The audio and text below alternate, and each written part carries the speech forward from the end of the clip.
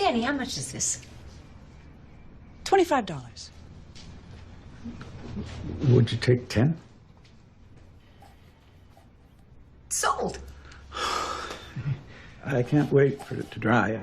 I take the bus and I have to go and feed the birds. I live just three stops down on Elm Street. Well, that's okay. Jen would be delighted to deliver it to you. Wouldn't you, Jen? Oh, yes. Delighted. Oh. Mm-hmm.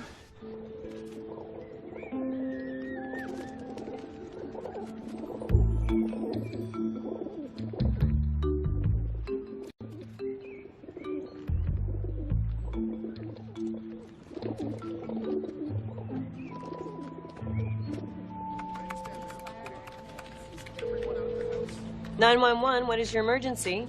I'm calling about Arthur Henley, 914 Elm, number 202. I think something may have happened to him. Is this a medical emergency? You should send someone. Sir, what's your name? Sir?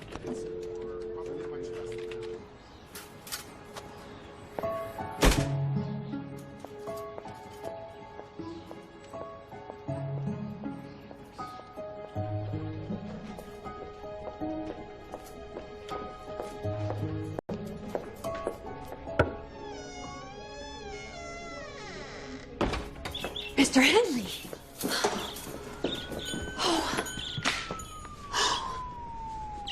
Oh, no.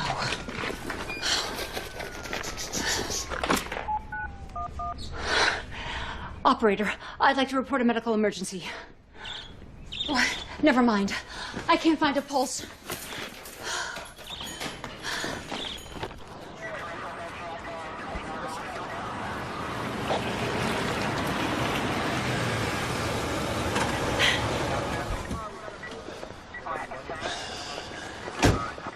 Should be good. I was delivering a purchase and the customer looked dead. I felt for a pulse. I called 911, but they were already arriving. Detective, thanks for coming out. Homicide should have a look. Something feels off. He's right. Thank you, Jennifer. We'll take it from here. What? No, wait. I'm the one that discovered the body, and I've already been inside. I just want to show you a couple of things. Fine.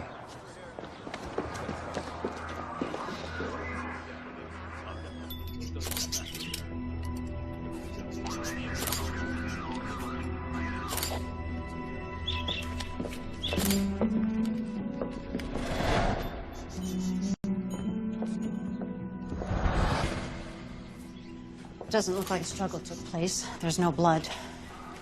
It looks like a medical call. What's so off about this? Anonymous 911 call saying that he needed help. Canvassed the neighbors, none of them made the call. So someone else made the call? Apparently Henley here was a loner, so who would have known that he needed help in his apartment?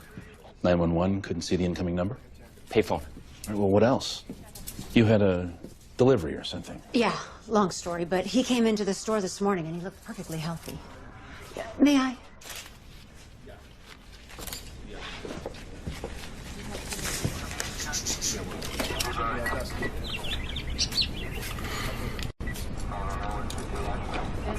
Smells like whiskey.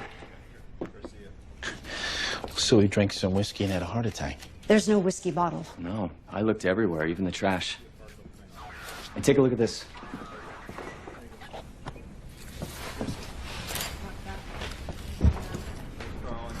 Neighbors say he's not a priest. He wasn't wearing that collar this morning.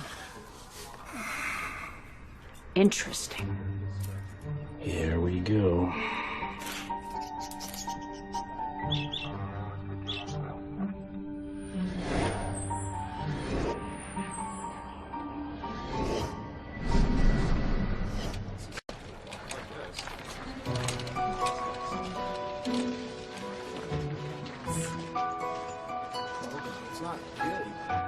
My goodness.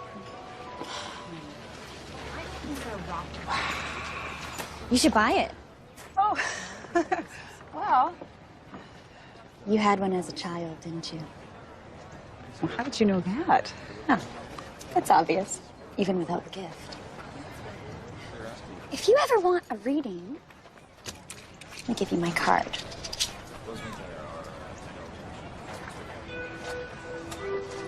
Thank you.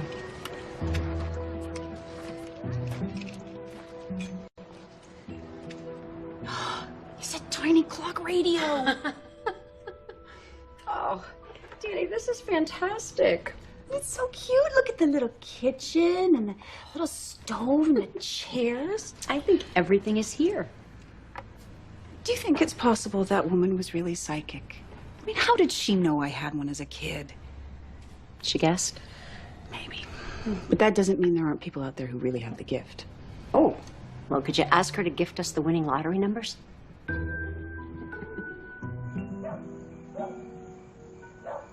Not much. Went to a garage sale. Danny bought a dollhouse. Delivered a purchase. Since when did you deliver? Oh, he was an older man taking the bus. And? He was dead when I got there. He was dead? Don't worry, Frank thinks it was natural causes. Don't worry. Why would I worry?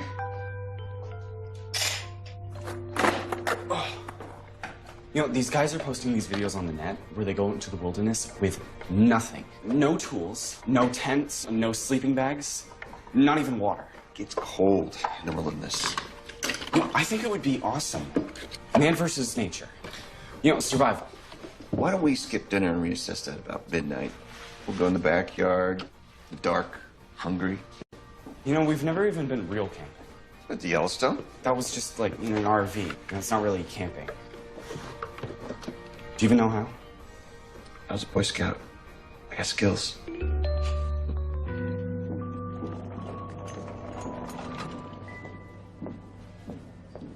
Hey, Dr. Blake. Hi, Jennifer. Where's Dr. Trammell? Oh, he's on vacation. Hey, Frank. I called your office. They said you'd be here. Got your coffee. Do you know Dr. Blake? Yeah.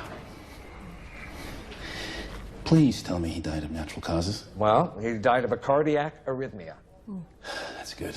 Not for him. No, I didn't mean it like that. It's just, this is a weird one. It's starting to get complicated. Well, it might still. He had an extremely high level of nicotine in his system. You said he died of a heart attack. He did. Brought on by a toxic level of nicotine. You mean like he chain smoked himself to death? No, like he drank it. Liquid nicotine? Where do you get that? Well, it's used in insecticides, for one thing. It's fairly common. He drank it. Suicide? Maybe. Unless someone gave it to him. And that would be murder. Or was the whiskey adulterated? No. The residue in the glass had no nicotine. This rings a bell. What do you mean it rings a bell? It sounds familiar. Like a book I read. No, it doesn't. Oh, no. All right, we gotta go. No, Frank, honestly, I read a book a long time. Yeah. The Burkhardt deal closed. We break ground next month. Oh, that's nice. Doing some research? I'm researching murder mystery. Frank's case, the one I told you about, it sounds a lot like a book I remember, but I can't find it. I doubt a killer in the book would have much to do with Frank's case. Ah, but the killer in Frank's case might have something to do with the book. Does that even make sense? How? I don't know, but it bugs me. Huh. Any thoughts about dinner? Well, whatever you want. You pick the place. We're going out? What a good idea.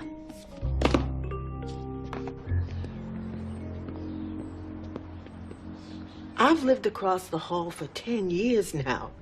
He had no friends. So the other day, nobody came by the apartment? I don't think so. But I keep my door closed and my nose out of other people's business. So even if somebody had come by, you wouldn't even have known it? Well, who's gonna visit Art? Was he depressed lately? If he wasn't, he should have been. Forget about friends. I don't even think he had acquaintances. Thank you. Uh-oh. I know what this means. No, I'm stumped. Something about Linwood's case reminds me of a mystery book I once read. Or a movie you once saw, or a newspaper story. Did you do an internet search? Yes. 1,000 web pages about nicotine and how it's a toxic poison, but nothing about a priest being murdered by nicotine. Well, you could just forget it and let Detective Linwood do his job. I could. Hey, what are you doing tonight at 7? I don't know. Something with you? Ding, ding, ding.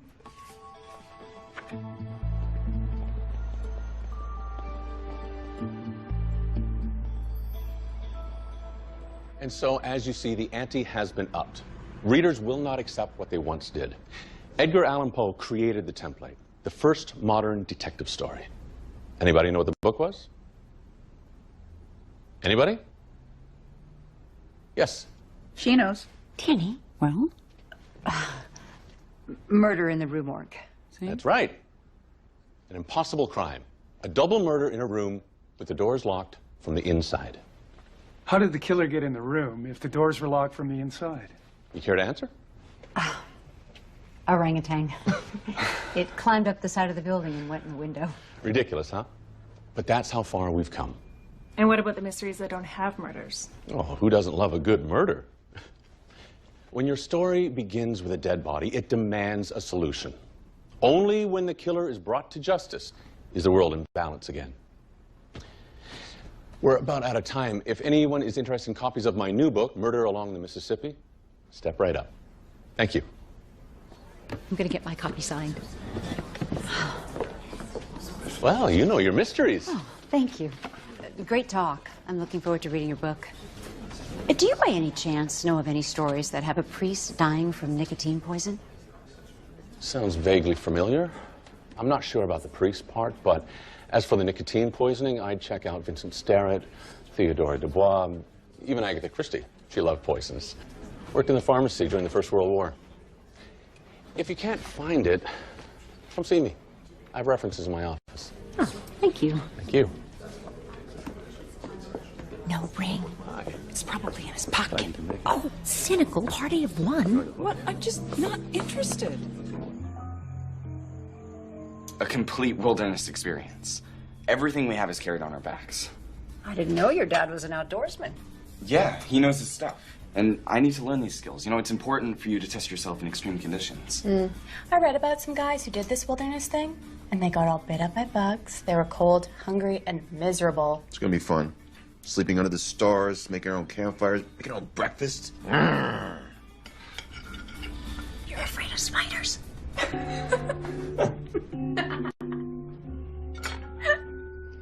Are you really going to take our son into the wilderness? Yep. Isn't it dangerous?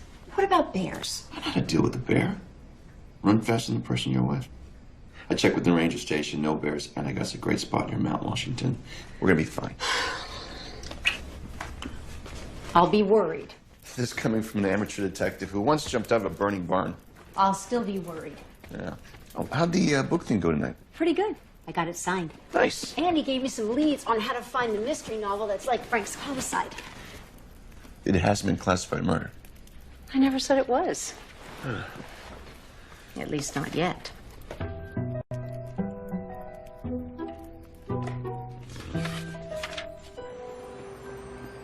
Tarot cards are fun, but I don't think they're very accurate. Oh. I like to align our souls and chakra systems, and then I wait for the download. Well, that sounds like a lot for $20. Maybe you should just read my palms.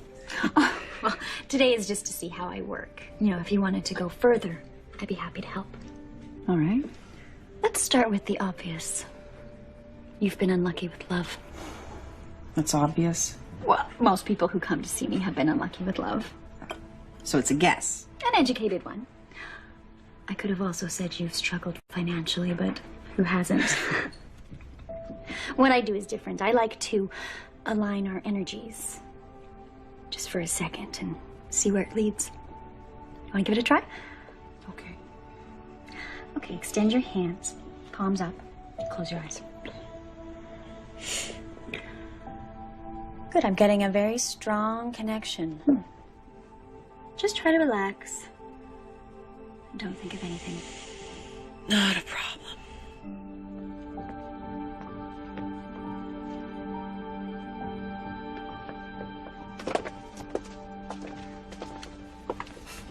You must really be a fan. Those are pretty obscure.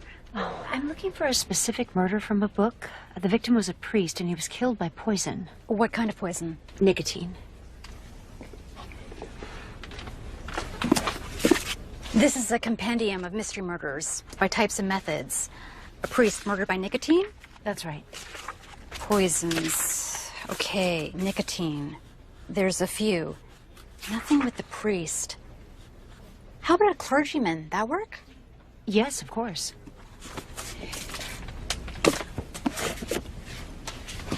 Murder in 3 acts. Agatha Christie.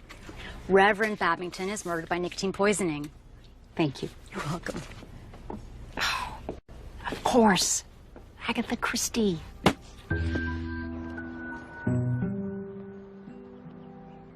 I think she could be the real deal. I mean, she talked about how, like you said, a lot of psychics make educated guesses, and she was very upfront about that. She only wanted $20. Well, that's good. When are you seeing her again? Day after tomorrow? How much is that going to cost? $100. But she knew things that she couldn't possibly know. I mean, things you don't just guess. She didn't even know my name when I walked in. Well, I don't know how they do it, but I don't think they have any special psychic abilities. I mean, if they did, why wouldn't they go to Vegas and play blackjack? Well, they would say that the gift is to be used to help people and not for gambling.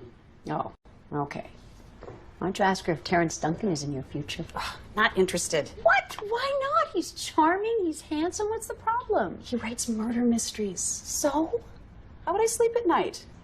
Oh, you scaredy cat.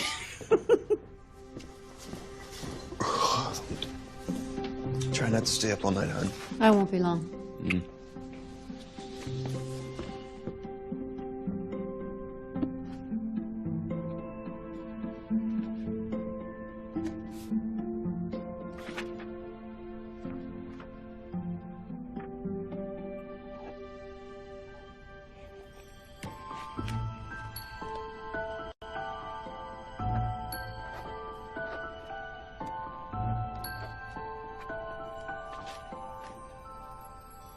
Yeah, nothing official yet.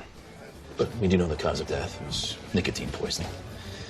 But it could have been a suicide. It could have been accidental. But this guy, he had no one in his life. Yet someone called 911 from a payphone. I know, it's hard to believe those things are still around. But Henley didn't belong to any clubs, no activities. Well, he did go to the park and feed the pigeons, but that's about it. But there's no way anyone had a motive to kill him. The killer didn't know him. Art Henley, killed by nicotine poisoning administered via an alcoholic drink. The killer substitutes the glass with poison for one without. That's an assumption. We don't know how he ingested the poison. Victim has no known enemies and was wearing a priest's collar. That's pretty much what I knew an hour ago. What's your point? Remember when I said this reminded me of a book? I found it. The Death of Art Henley is straight out of an Agatha Christie novel called Murder in 3 Acts. So you're saying the guy who killed Henley, if it was a murder, wanted it to look like a murder from a mystery book? Yes, too many similarities. The killer in the book had no relationship to the victim. There was no motive, it was random. Then why kill him? Practice.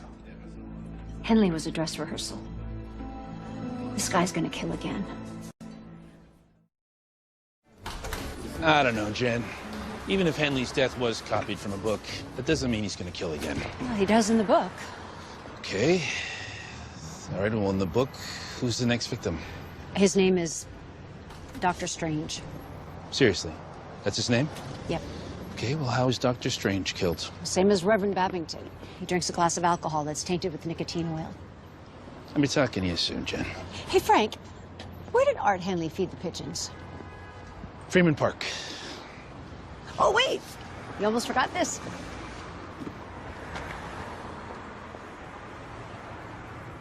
The connection is very strong. I'm sensing a lot of negativity around you. What do you see? Clouds gathering. Dark. Well, I have been worrying a lot. No, this is different. Oh. Well, that was something. What? What was something? I don't know. But it was intense. Just be careful. I can't attempt to clear this energy for you. Through a series of intensive sessions that goes far beyond this type of work. Well, I'd like to think about that. How much would it cost? Once all the negativity is cleared, the abundance that follows is amazing. I can tell you're a very spiritual person. Well, I think so. I know so. Normally I would charge $500 for this type of work, but because of your innate abilities, it would be half of that. That's very generous. Thank you. I'd still like to think about it. Of course. Oh, does the name Bernice have any special meaning to you? Bernice? No, not really. I had an aunt, Bernice, but she died when I was a kid. Never really knew her. It's probably nothing. Okay, thank you. You're welcome.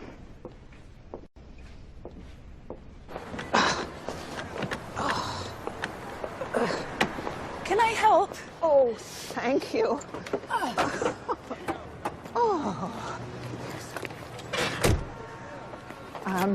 I saw you coming out. Have you been seeing Maggie? Yes, I have. Oh, she is a blessing. I don't know how I'd manage without her. Oh.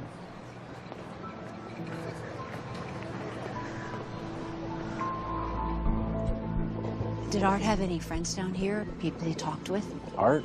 No. For years, he just sat alone. Actually, a couple weeks ago, he seemed to be hanging out with a guy I hadn't seen before. Did they come together? No, they just got to talking. Did you get a chance to talk to this guy, catch his name? Art mentioned it once. I think it was something like Jerry or Larry. I don't know. I never talked to him.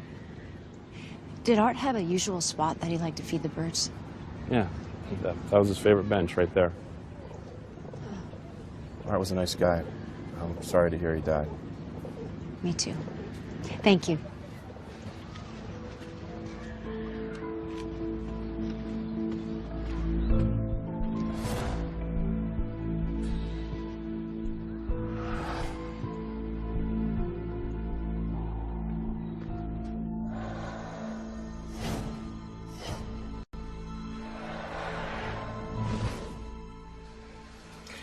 This is a Hamilton Perry, probably 1930s, and this is a very nice Bulova. Oh, they've been in Grandpa's attic for over 40 years. How much are you hoping to get for them? I was thinking at least $50 each. Well, if these are genuine, and I think they are, they could be worth $1,000 a piece. The Bulova even more. Really? Mm-hmm. Get them appraised. I think you'll be surprised. Oh my goodness. Thank you. Thank you so much. You're welcome. Oh, we're never gonna get rich. No, but we'll sleep well at night. Yeah. Hey, did you see your psychic friend again? Yeah. So I'm getting a weird feeling from her. How did she know all that stuff about me? Has she upped her $100 fee? $500. But half price. She said I have a lot of negative energy around me. Oh. Time for tea. I've never been New Age. I know. But you do have some clairvoyance. I mean, when you're solving a mystery, you're pretty good. I think I might have a talent for deductive reasoning. Let me ask you something. Are you happy with your life? My life? Well, of course, it's fabulous. Well, then if you see Magdalena, do it because it's fun. Just fun. You're right. I feel cleared now. That'll be $500. Well, there's no contact person listed on his rental agreement, but you know that happens sometimes to these old people. Has the unit been entered since the police left? No. Listen, you're a detective, right? Mm-hmm. Well, Art died of a heart attack. I mean, what's the deal here? No deal. I just want to take a look around.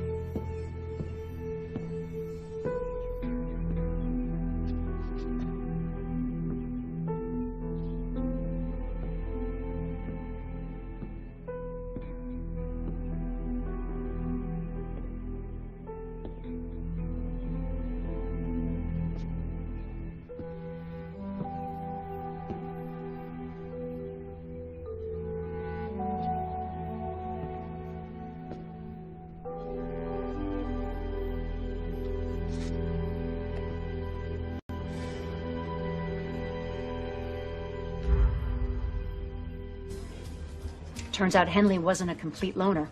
A couple of weeks ago, he struck up a friendship with someone. The guy that sells birdseed at the park thinks the new guy's name was, Larry or Jerry. The guy who sells birdseed. Yes.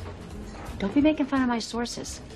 Oh, and there's a security camera at the park. Art and his friend might be on it. Okay, now that's interesting.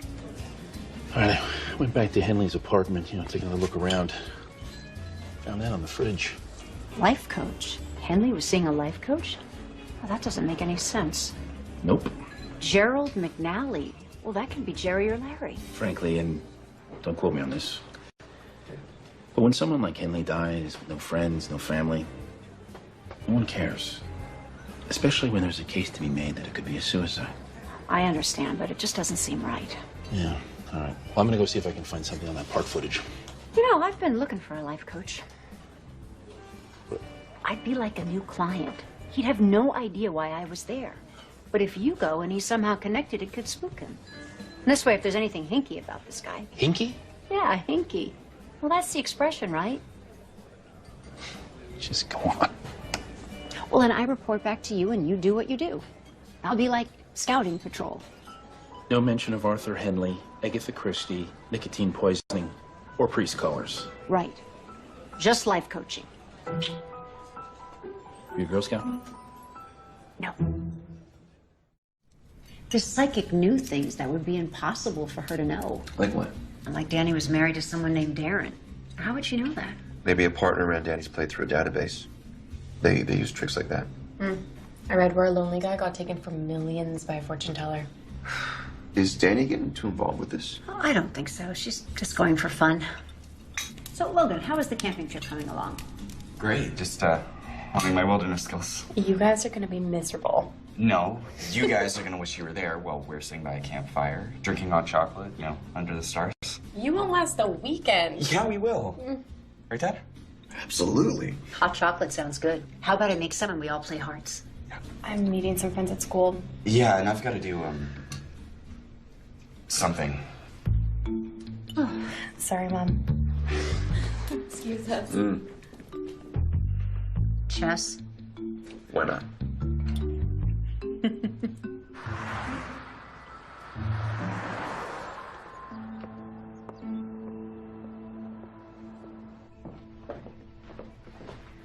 Thank you very much for seeing me. Oh, my pleasure. Do you only work with writers, or do you see regular people? About half my clients are regular people. But given my background, I am uniquely suited to help creative types. Oh, what's your background? I was a writer, and then an editor at a publishing house. Unfortunately, the internet has not been kind to publishers or bookstores. It's a shame. I actually find this work much more satisfying. Are you a writer? Oh, no.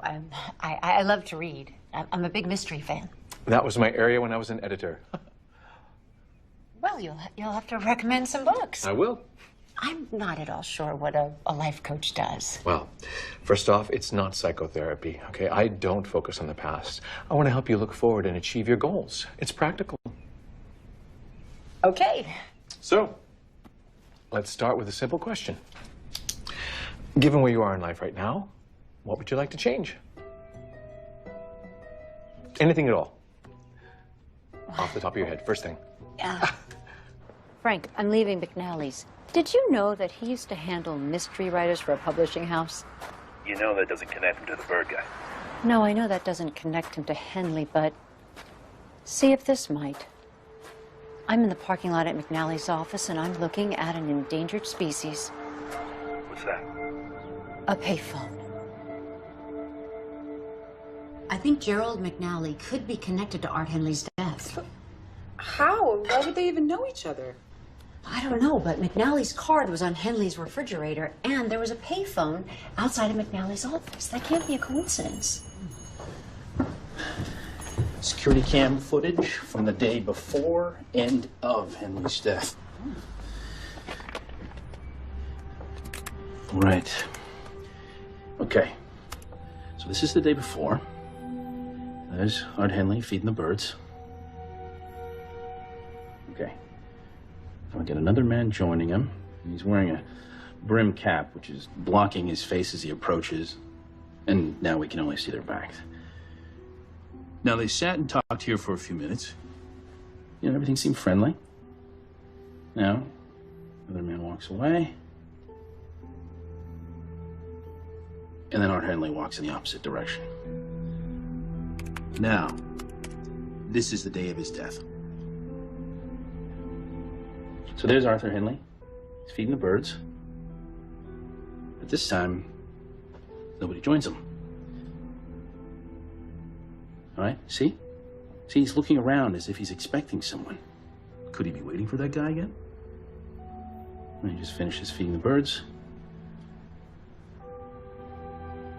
And he walks away. Okay, so who's this other guy? Now, that 911 call? That was made from the phone right outside McNally's office. But that security cam, well, makes Henley just like he has a friend. But that payphone, looks bad for McNally. Congratulations, Jen. Gerald McNally is now a person of interest. Your life coach. You were just with him. I'm calling this a possible homicide. You know, if you hadn't have thought of that old book with that murder in it, nobody would have paid attention to this. Maybe. Definitely. They would have ruled it a suicide, case closed. You're really good at this, Jen. Thank you. You can't officially be involved. Okay. But unofficially, we need your help. As a consultant.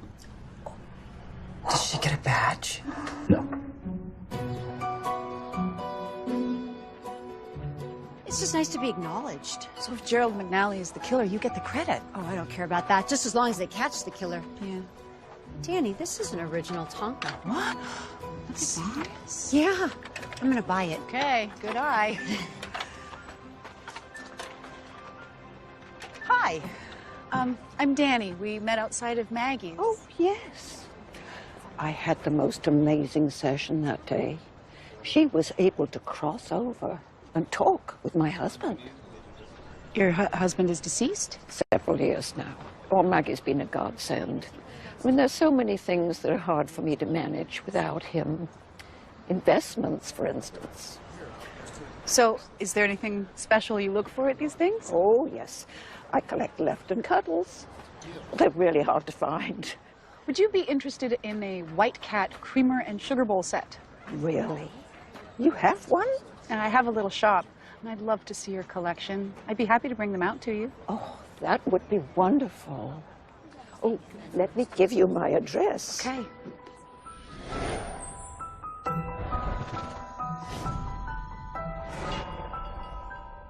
Always happy to help the police. What's this about? You know who this is? No, I've never seen him. You ever been to Freeman Park? Yes, I've been there. How long ago? Oh, at least a couple of years. The man in that photo is Art Henley. Does that mean anything to you? Well, can't say that it does. His body was found a week ago. Swallowed nicotine oil. And the weird thing is, he'd been drinking a glass of whiskey and there was no nicotine residue in the glass. What's even stranger is he was wearing a clerical collar and he's not Even a priest. Is this some kind of a joke? Look, you've just described a famous murder taken straight out of Agatha Christie. You're obviously familiar with the book. Of course I am. Well, in the book, why Is there no nicotine residue in the glass? The killer substitutes a clean glass for the tainted one? What happens next? Dr. Strange is murdered by the same method. Concentrated oil of nicotine. Except in this case, it's administered in a tainted glass of Port at a dinner party. Classic Christie. Your business card was found on Henley's fridge. He wasn't a client. After he drank the poison, an anonymous call came into 911. It was made from a payphone right outside your office. Look, if I was going to kill someone, I'd make it more modern. Don't insult me with priest collars and oil of nicotine. Are you actually arresting me? Just asking a few questions. Ah, well, then it has been a pleasure. Detective? Oh, my.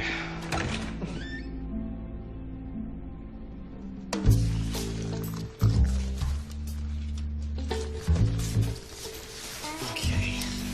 Just bend this up and we have a tent.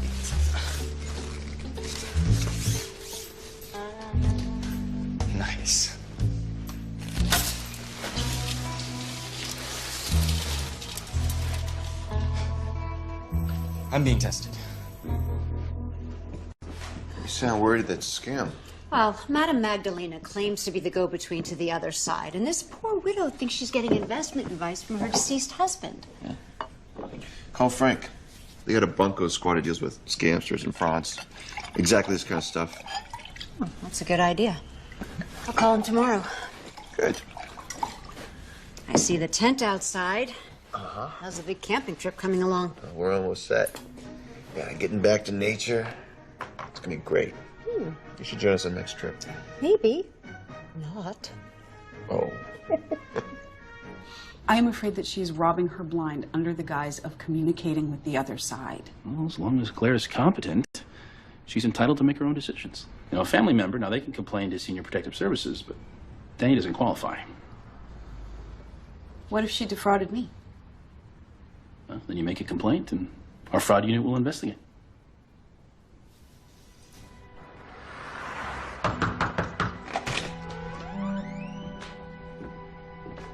Gerald?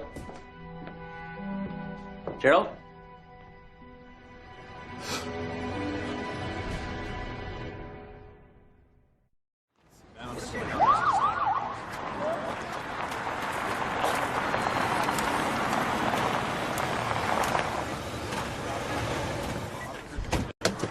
Body was found by the 2 o'clock client. He saw him and backed out. Has it been secured since? Yes, sir.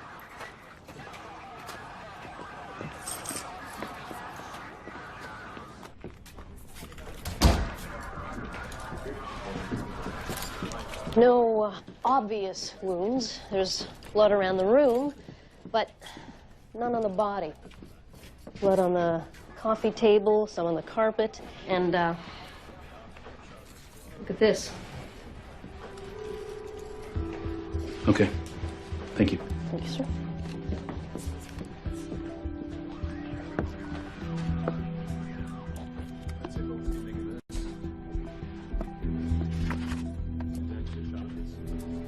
The Cameron.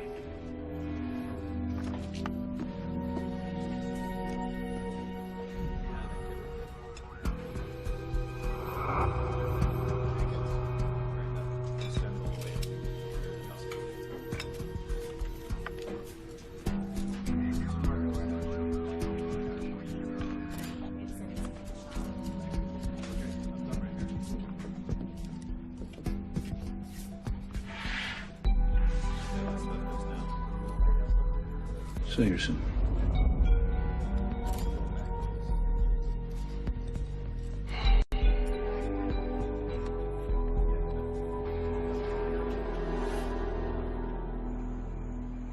That's awful.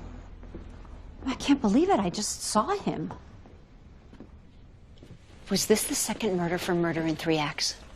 And it's different. And really odd. And the word Raish was written on the wall in fake blood. Could it be Rachel? No, it doesn't mean Rachel. Raish is German for revenge. Was there a woman's gold wedding ring on the floor and a pill box with some pills inside? Yeah. I'll tell you what else was at your crime scene. Where is it? Here it is. Was he holding a book in his hand, the Decameron? Yeah, all that. The killer took this straight out of Sherlock Holmes' A Study in Scarlet. Well, we may have a break. McNally had an 11 a.m. schedule with a guy named Sigerson. You know, we're looking for him now, and if he's not the killer, at least he's the last guy to see McNally alive. There's a writing professor over at the JC. He's pretty knowledgeable on mysteries, Terrence Duncan. I'll try to see him tomorrow. Right, do it. Tell him it's confidential. Will do. All right, I gotta go. Hey, Jen. Hey, hon. Hello, Frank. Hey, Jason. All right. Well, Jen, she knows her mystery stories. I asked her to consult. You know, use that mystery-solving mind of hers. You know, possibly talk with some people not directly connected. If you want me to keep her out of it, I'll do it. I don't control her. That's her charm. Good night, Frank. Good night, Jason.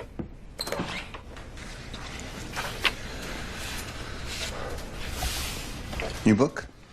No, same one. Mystery writer from the bookstore. It could be a good reference for Frank. Can we talk? I'm just consulting. Hey, maybe I don't say this enough, but I really love you. Oh, Jason. You know, sometimes I'll be at work or driving my car, doing nothing, and you just pop into my head. You're my everything, Jen. My girl. And if anything ever happened to you, it would devastate me. Honey, I promise I'll be careful. And if you don't want me to do this, I won't. You got a talent. I married someone who can make sense of murder. I could take up gardening. Just be who you are. But careful.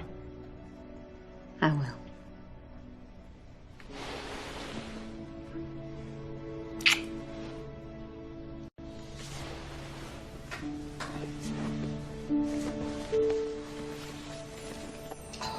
These are just lovely. Thank you so much. You have a beautiful collection. Any favorites? Oh, yes. Over here. Oh, please, do sit. Thank you. It's a Blue Boy. Limited edition. Very nice. I met Clara at Magdalena's. Oh, since my husband passed, it's been a bit overwhelming. It's wonderful Maggie can communicate with him. So reassuring. What has he communicated? Thank you. Well, Edgar, he's very concerned that savings barely pay anything these days. Maggie knows some managers who can get me 15%. It's called a hedge fund. And you've been collecting interest from these payments? Oh, yes. I only invested a little bit because I wanted to be sure it was legitimate. I've received 3 payments right on time. That sounds great. Maggie says it's very safe.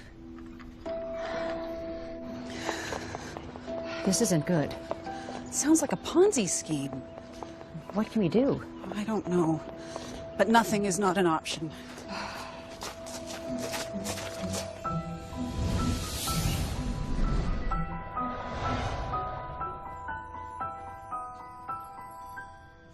Doesn't say anything about murder, just that he was found dead.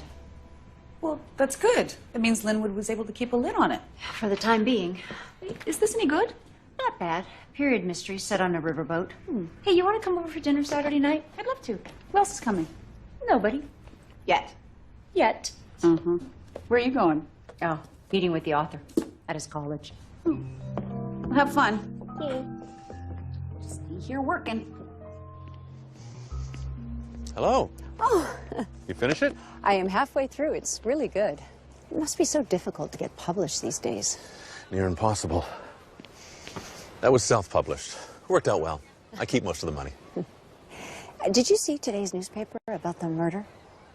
I read about a man who was found dead in his office. It was a murder. I know the lead detective. It seems that someone is recreating murders from mystery books. Plural? As in more than one.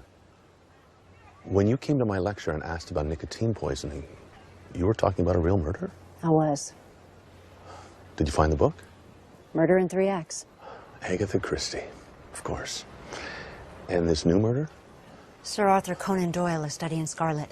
And the murder was carefully recreated from the book. I'm a Holmes fan, but not an expert. Oh, me either, but there are people around here who are absolute Holmes nuts. They have monthly meetings, they wear 19th century wardrobe, all that stuff. Like those Civil War reenactors? Exactly. You should be able to find them online. Would you mind if I used you as a resource? Sure, whatever I can do. But one of these Holmes experts might be a better choice. I'm sorry, but I have an afternoon class. Terrence, are you doing anything Saturday night? No big plans? Grading papers? Jason and I were going to have some people over for dinner, if you'd like to join us. Sounds great. Thanks. Oh, and you can bring a date if you like. Oh, I'm not seeing anyone at the moment. Oh, and one more thing. Does the name Sigerson mean anything to you? Why? The last client that McNally saw before his body was discovered was named Sigerson.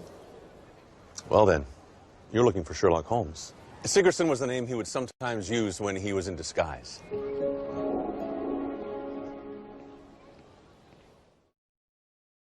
Sherlock Holmes fanatics. People that eat, sleep, and breathe Holmes. And I think I found one.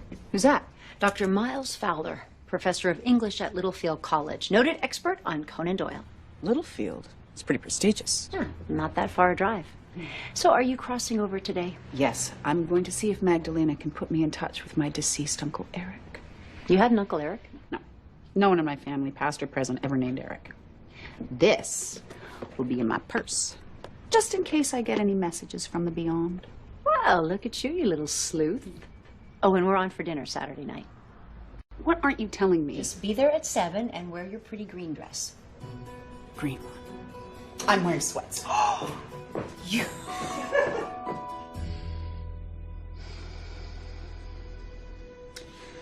He says he's concerned about your security. He feels you're on shaky ground. Money troubles? Really? I'm doing okay. But this is the future. He's concerned for your investments. Like what? What does he think I should do? Hold on. He's fading. Ah. He's gone. Sorry, that happens sometimes. Should I be worried? That depends. Was he someone that you would trust with your finances? Oh, absolutely. Well, then I would review your investments and make sure they're safe. I'll do that. How much do I owe you for today? Oh, no charge. Your uncle had wanted to contact you for a long time. I'm happy to have made that happen. I don't know what to say. Well, if you wanted to explore further, I'm here.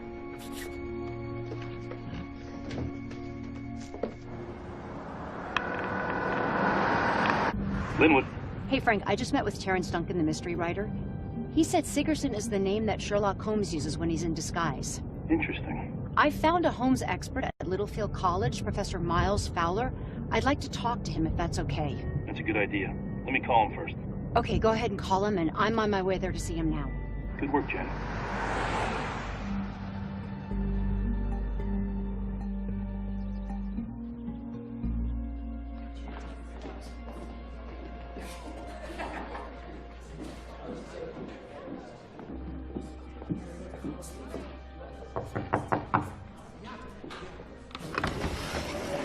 Jennifer, welcome to 221B. Come on in.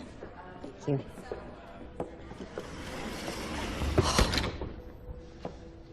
Wow.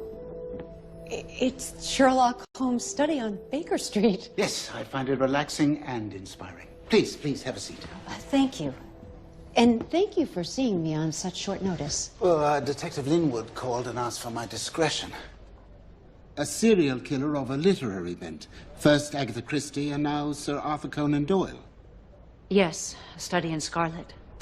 Let's consider these murders in the way that Holmes might have. Is that all right? Please. So, we have a killer who's gone to great lengths to dramatize these murders. What does that tell us about him? That he's egotistical, a thrill seeker. Thrill seeker indeed. The first murder, Agatha Christie.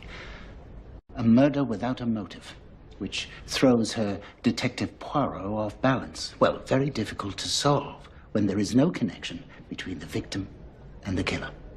It was a rehearsal. Of course. A preparation for the real murder of Gerald McNally. But here is where your killer diverged. He abandons Agatha Christie and takes up Conan Doyle. Taunting the police, can you figure out these clues? Which, of course, they can't. But now we are getting somewhere. We know that the killer is egotistical and literate. Your Detective Linwood should be flattered. To choose Conan Doyle as the gauntlet to throw down. I mean, is there a better detective than Sherlock Holmes? So you think the choice of Sherlock Holmes is to say, I am the best, it would take Holmes to catch me? Possibly. Professor Fowler, do you think that he will kill again?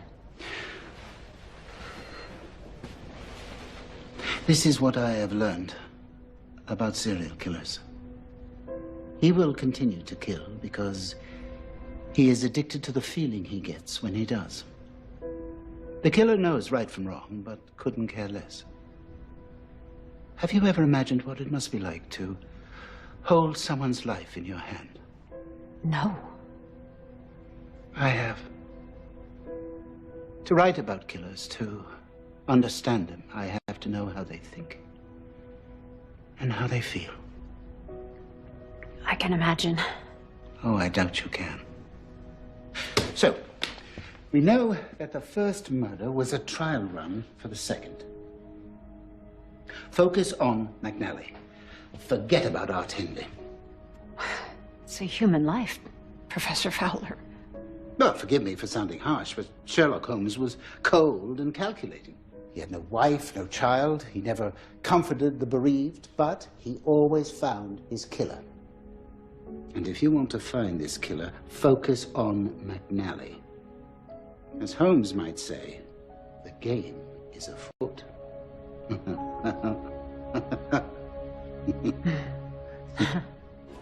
Fowler thinks the clues have no special meaning other than to distract the police from what they should be doing. Which is? Focusing on McNally. I think he's right. I talked to 3 of McNally's clients, 2 of his neighbors, his ex-wife, and a couple of his friends. Would any of them be suspects? No. He was a bright, well-liked guy, respected as a life coach. His clients loved him. McNally told me that he worked at a publishing house in mysteries. It went out of business. Brown and Heaton. Talked to his former boss earlier. Says he was an excellent editor, but he could be tough on his writers. This probably doesn't mean anything, but Fowler said to write a murder mystery, you had to think like a killer. He seemed to have an unhealthy enthusiasm for killers. Oh, incoming from Dr. Fowler. All life is a great chain, the nature of which is known whenever we are shown a single link of it. Sherlock Holmes. You could have told me. You wouldn't have gone. What's wrong with that? It must be a great feeling to see a building go up that you helped design and know that in 100 years it'll still be there. Yeah, it's pretty cool, but then so's being a writer. I finished your book. I like the surprise twist at the end. I didn't see it coming. If you're consciously looking for the killer, you'll be disappointed, and you'll miss the journey along the way. So who's your favorite author? Hands down, John Dixon Carr, master of the locked room mystery. Huh? What's a locked room mystery? Picture a room, no windows. The only way in or out is the door, which is locked from the inside. And the murder victim is within. That sounds impossible. How's the killer get out? Well, that's the challenge. Powerful magnet can close a latch to the door. A fishing line with a special knot that slips off the latch when you pull it through the other side. There's all kinds of ways. Tricky. Oh, I love that stuff. What's the new book about? Murder. It's bad luck to say anything else. It's going well. Just need to come up with an ending. This dinner is wonderful. Oh, thank you. It's just great to eat real food. I've been trying to be super healthy and drinking a lot of smoothies and green drinks. What's your go-to green drink? Simple and organic. Celery, broccoli, apples, and kale. Oh. What's yours? Same. But I had spirulina. I love pond scum. Right. What's pond scum? Spirulina. It's a blue-green algae. It doesn't taste bad. Major antioxidant. Uh-huh. We're having ice cream and apple pie for dessert. Guess we are. That's why I eat healthy. So when I have a chance to eat ice cream and pie, I don't think twice. Oh, you can have 2 slices.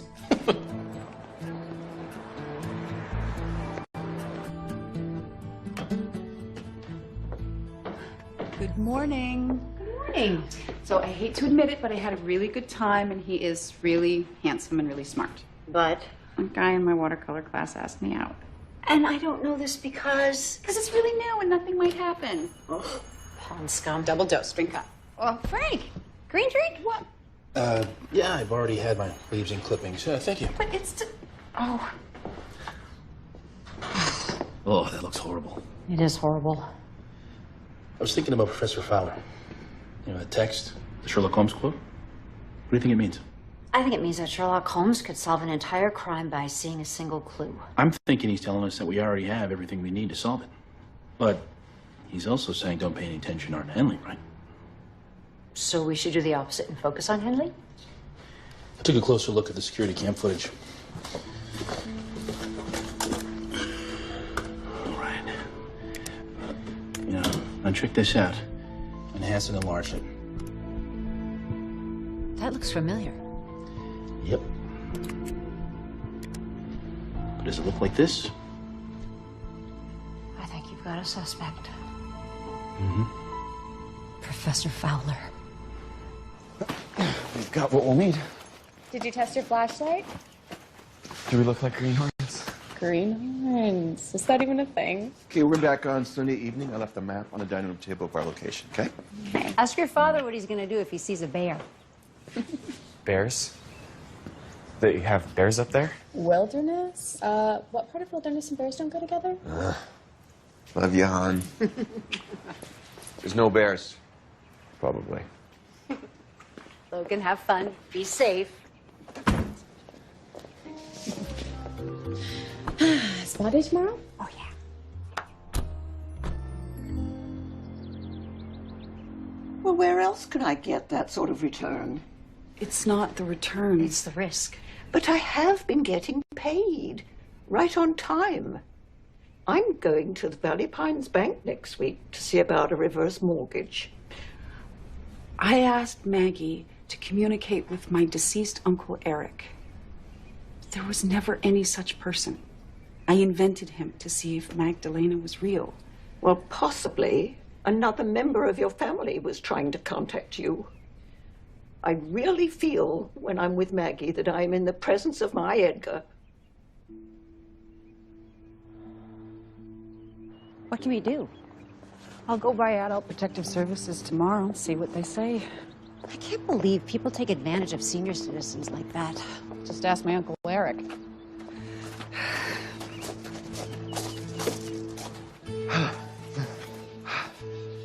You okay there, son? Yeah, are we even there yet? Not even close.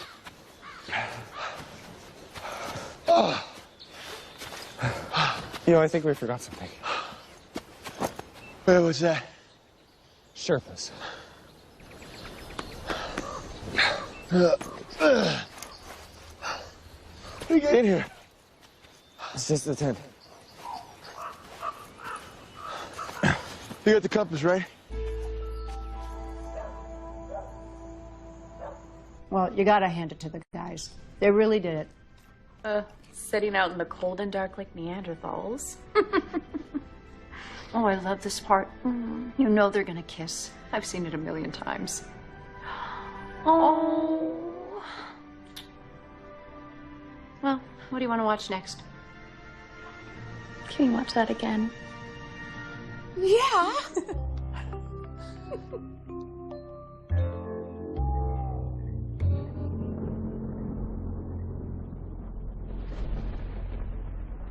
The wood was green or wet, I guess.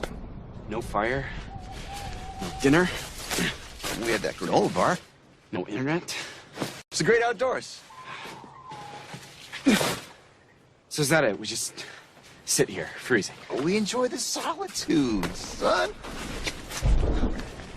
What's that? That would be rain. It doesn't bother me. Yeah, me neither. But, yeah, if you want to leave. No, I can take it. Okay. But if you want to go, I go.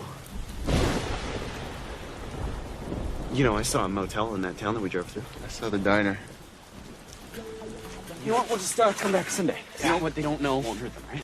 This is about bonding. We're still bonding. Exactly. That's interesting. Miles Fowler had a book published at Brown and Heaton the same time that Gerald McNally happened to be an editor there. Huh. Hey.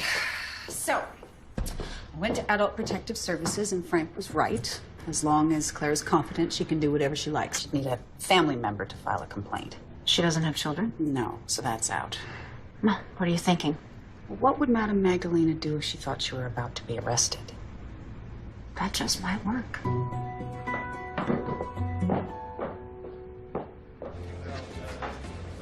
"8 years ago, Fowler had a book published at Brown and Heaton, the same place that McNally was an editor." I know, but Fowler's book, A Life of Holmes, was nonfiction, which means he may not have had any contact with McNally, who was fiction. On the other hand, Fowler had no classes on the days of either murder. Or does he have an alibi? Not sure. We need to get a little more information before I interview him. Now, you were saying Fowler's office is like a shrine to Holmes? It's like walking into Baker Street. All right, well, here's what we know. Fowler was free the days of both murders. The man in the security cam was wearing a Littlefield College sweatshirt. Happens to be where Fowler teaches. And McNally's killer had encyclopedic knowledge of Sherlock Holmes. Certainly fits Fowler to a T. There's one more thing. 10 years ago, this article in a mystery magazine, The Pharmacology of Murder by Professor Miles Fowler. It's about all the ways poisons have been used to kill people in mystery books. It's pretty good, Jen.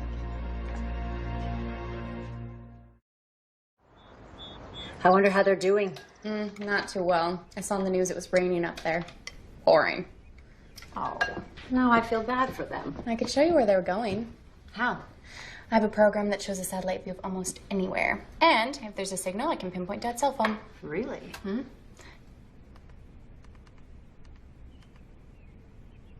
Okay, here's the ranger station, parking lot. They should be a couple miles to the north, I think. Amazing. That's not real time, is it? No. But the app for the cell phone is. Try it. That's weird. It shows a signal, but there's nothing on the map. Let me zoom out. I can't believe it. What? They're in a town. Cheaters. Okay, it's your move. You better watch your bishop. Why? You should have watched your rook. 2 hot chocolates? We didn't order hot chocolate, did we? No, your mom did. She expects you home for dinner. Busted. Cheers. This won't be long. Just a few questions. Oh, shoot. Or should I say inject? Tuesday the 12th, between 11 a.m. and 2 p.m. Where were you? Are you serious? Ah, fine. Yes, faculty committee meeting. Your department head says you missed that meeting. Oh, well, then I was writing. All right. Well, what about the week before, Monday the 4th? Writing. Didn't have to check your book? Monday is always writing. Alone. Which means no alibi. Look, I'm a Holmes expert. I've written about poisons and how it's used in the art of murder. I think about killing people. A lot. Your book, Life of Holmes, was published by Brown and Heaton. Gerald McNally was an editor there at the time. The life coach? Mm-hmm. Oh, yes, now I remember. Jerry McNally. Well, he was fiction, I was non-fiction, so I didn't make the connection. You don't believe that? Habit.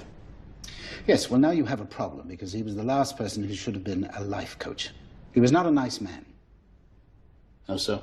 Well, he was arrogant, dismissive. If he thought you didn't cut it as a writer, he just told you so. Did he ever tell you so? Yes, but it made me better. How tall are you? Oh, finally, an interesting question. I am 6'1". Does that help? Yeah, it might. We have some security cam footage of Arthur Hanley, who was walking with a man who might have killed him. You're about the same height. Oh, wow. That narrows your suspect pool down to, what, a few million people? Excellent work, detective. Excellent work. Girls, we're home. Jen? Anna, hello. Back at 7 for dinner. Everything's in the fridge. Salad needs to be made. And set the table. Love, Mom, and Hannah. P.S. Logan, use your phone app to track our location.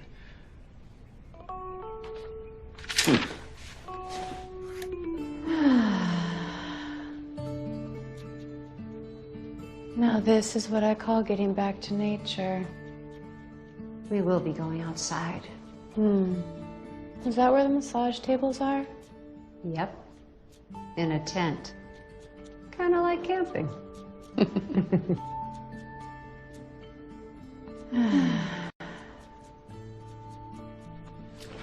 I'm just glad you're both back safe and sound. Thank you. You know, I learned a valuable lesson this weekend that I'll remember when I'm at college. Yeah, what's that? No matter where you go or what you do, Mom knows. Yeah.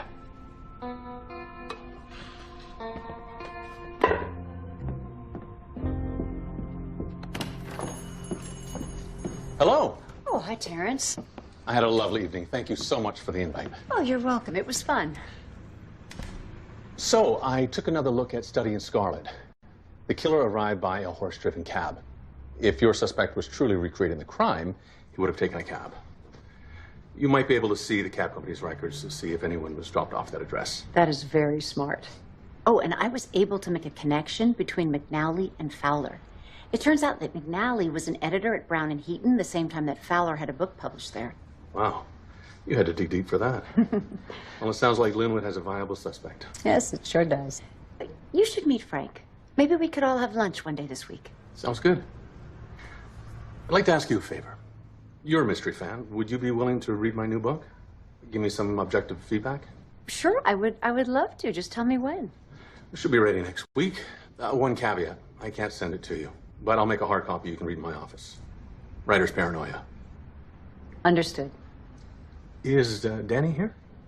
Oh, no, I'm afraid she just stepped out. Oh, I just wanted to give her something. I want to give her this. Hawaiian spirulina. Pond scum. I'm sure she'll love it.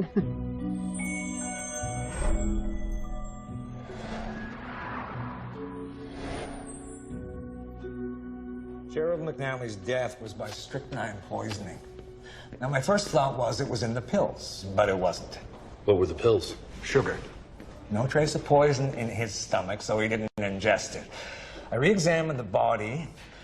There was a single needle mark, very fine gauge needle. Strychnine was administered via injection. McNally was injected.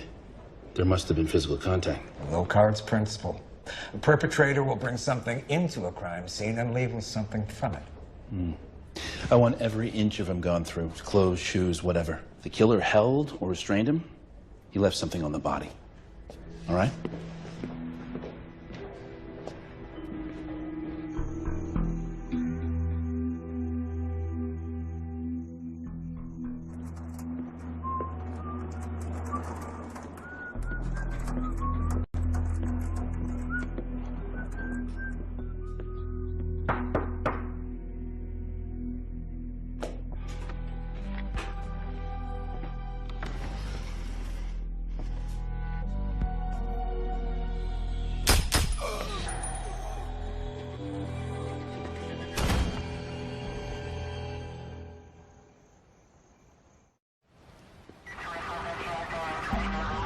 The body was found by a student. Emmy is on the way. Gunshot wound to the abdomen.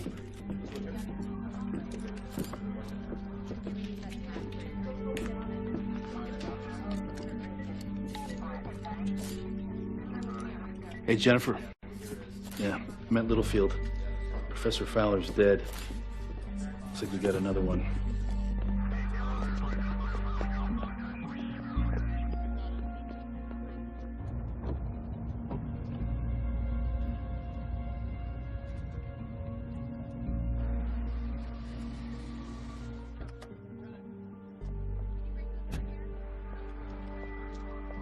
Hey, Jen, thanks for coming.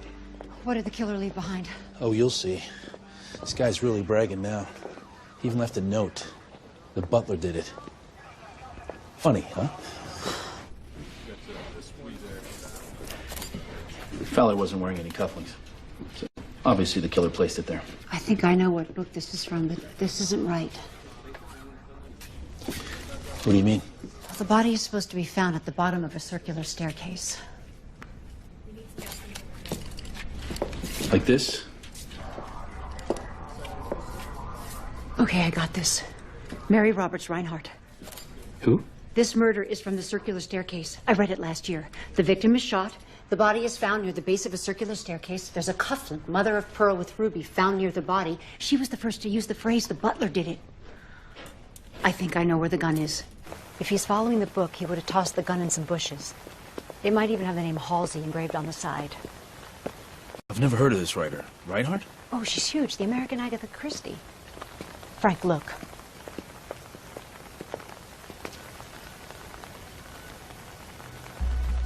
Please tell me that footprint wasn't a clue from the book.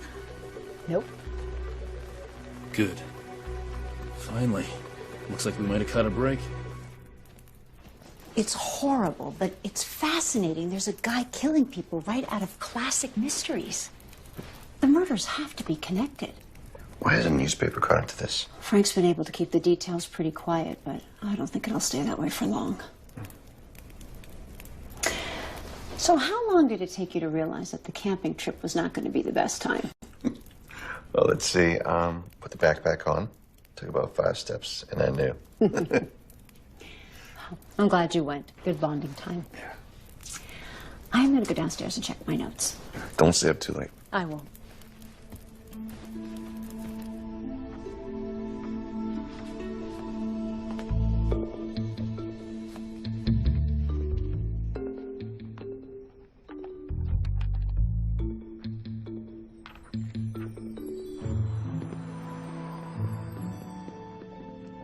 Professor Miles Fowler, pretty obvious cause of death. Don't assume the 2 bullet wounds in the stomach killed him. Could be a mislead. Understood. I'll approach as if there were no gunshot wounds. When the slugs, they've been retrieved and sent to forensics. First thing. I think we have the gun, but I can't take anything for granted. 3rd murder by this guy? Well, he may have finally slipped up. We found a fresh footprint. What size shoe did Fowler wear? Size 10. Footprint is 12.5. That's our guy.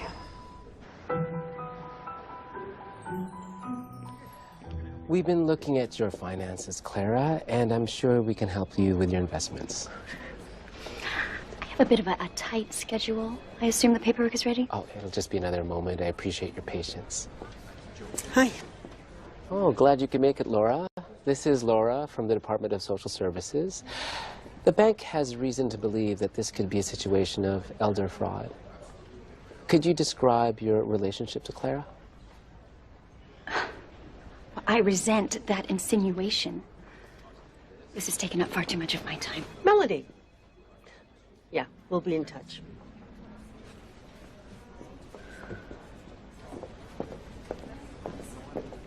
I'm so sorry, Clara. Her real name is Melody Monroe. She's been arrested in 2 other states for elder fraud and other scams. I played Laura a recording of Maggie communicating with someone who never existed. Clara, APS has advisors who can make sure that your investments are handled responsibly. I really wanted to believe that I was talking with my Edgar. I know. But I suspected I wasn't. He was too sweet.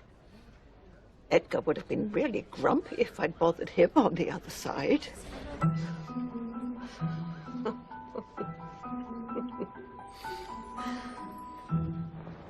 The common thread is mysteries and literature. Is there any chance that Terrence Duncan can be involved? He writes mysteries. He teaches. Do you think that's possible? I had the same thought. I don't think so. And Duncan wears a size 11 shoe, and the foot impression at the scene was 12.5. That's a relief because I'm going to see him this afternoon. How in the world did you find out Duncan's shoe size? He rented a tux a few years ago. I routinely check former wear places because they always keep measurements. Clever. I'd say. You have to read it at his office? Well, I guess if you send someone a file, it can be leaked too easily. Yeah. So you're going to the JC? No, Terrence has a writing office off campus. I'll read it there. You should feel flattered. Yeah, that's kind of cool. Okay, have fun, honey. Oh, hi, sweetheart. It's me. I'm headed over to Terrence Duncan's office, but I'll pick up dinner and I'll be home around 7. I love you. Bye. Hello? Jen, it's Terrence. Are you at the office yet? I'm almost there. I'm grabbing a coffee. I left the office open. Manuscript's on the desk. Go ahead and get started. You want a latte or something? No, I'm good, thanks. Okay. See you in 20 minutes or so. I really appreciate this, Jen. Yeah, no problem.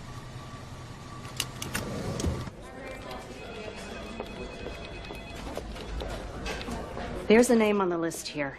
Terrence Duncan. The guy taught for a short time over at Littlefield, and there's a Brown and Heaton connection. All right, you got my attention. Duncan submitted a book there that they passed on.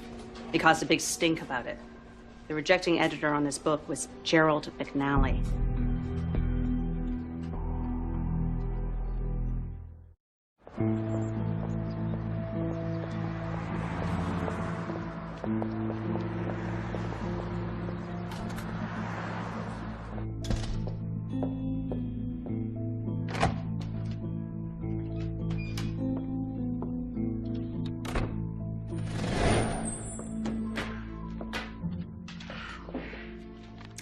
The Novel Murders. A true story of murder past and future. Hey, where's Jen? I've been trying to call her. She's reading Duncan's manuscript. At the JC? Or? No, off campus at his writing office. Where? I don't know. Mary? Yeah, I need an emergency search of any address linked to a Terrence Duncan. Rent, phone, utilities, you name it. You call me as soon as you hear from her. What?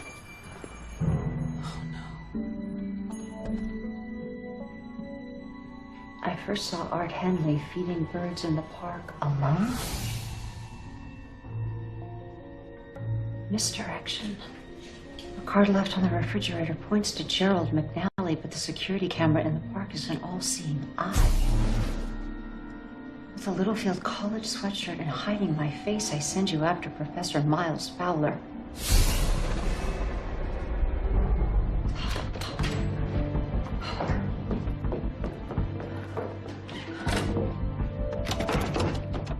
Hello, Jennifer. Good to see you again. It's the hologram me. The real me is sipping beer at the Fox and Hound. An airtight alibi. Novel Murders is a mystery inspired by the classics, but killing real people. 3 beautiful recreations of literary murders. Murder number 1, Art Henley. He didn't deserve to die, but neither did the Reverend in A Murder in 3 Acts. Murder number 2, Gerald McNally. He rejected my book and killed my career. Study in Scarlet for him. Murder number 3, Professor Fowler. I once taught at Littlefield. He was head of the commission that denied my promotion. Have you figured out the size 12.5 shoe yet? Some crumpled newspaper and my size 11 feet fit the size 12.5 shoe just fine. Murder number 4 is about to happen. I know you've almost solved it. I built this room specifically for this murder, though I didn't know it would be you. The door is secured, the lock unbreachable, the window is safety glass, unbreakable. Cell phone signal is blocked. You can't call for help. How you feeling? A little dizzy? A little lightheaded? Carbon monoxide is odorless, tasteless, invisible. The wall heater has been rigged to emit the gas.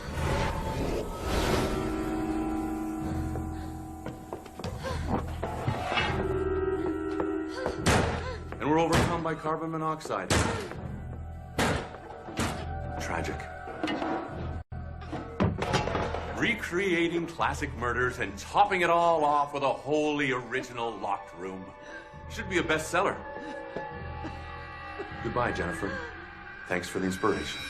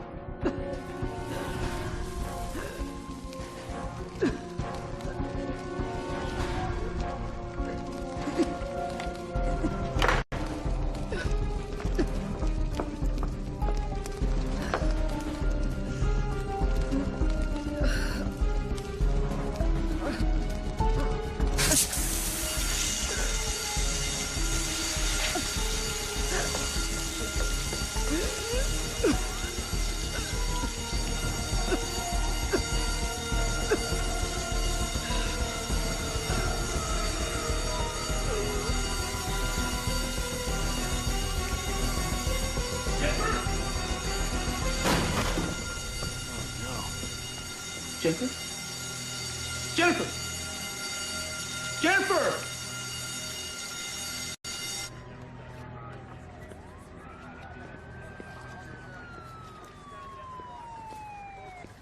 Frank, can you call Jason? Dinner's gonna be late.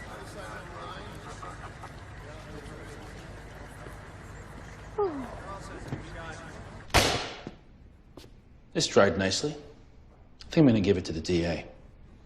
Give it to him. It's a work of fiction. Nah, that's what I like to call a confession. Oh, and by the way, nice of you to let us know you're at the Fox and Hound. You never would have gotten close without that amateur Nancy Drew. Jennifer? Oh, she's our secret weapon. You want to tell Mr. Duncan anything? Tell him I finished Novel Murders. Needs some work. Ending's a little weak. Might be more realistic if the author spent the rest of his life in jail.